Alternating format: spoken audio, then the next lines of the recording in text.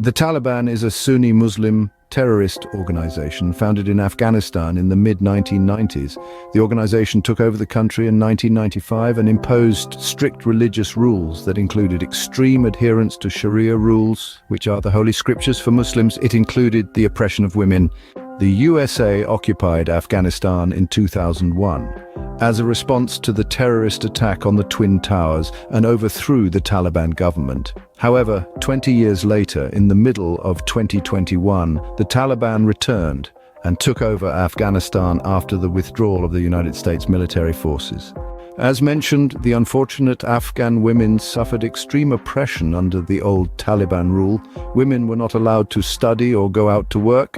They were required to wear a veil that covered their faces and were considered the man's property with all that implies. An Afghan man may beat his wife with a whip or a stick as he wishes. This is allowed by law. In addition, many women were murdered for dishonoring the family due to matters that seem minor to Western eyes.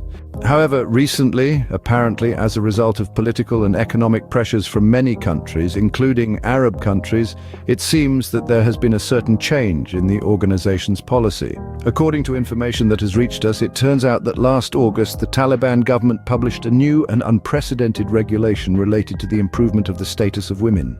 The new regulation is related to a new psychological treatment method which has spread throughout the world in recent years and is considered popular and effective. The abbreviated name is CBT, and it stands for Cognitive Behavioral Therapy. It turns out that feminist organizations in Afghanistan are interested in teaching Afghan women advanced techniques using the CBT method. The goal is to give them effective tools to deal with the pain caused by the violence they experience at home. In addition, this method can also improve their ability to repress and overcome mental scars related to the abuse they undergo by their husbands, which sometimes includes brutal acts of rape. An Afghan activist who secretly deals with women's rights and calls herself under the pseudonym Fatima tells with sparkling eyes that this is great and happy news for millions of Afghan women. The new regulation allows us to take our fate in our own hands and be active. Even if our body is broken, our spirit is free.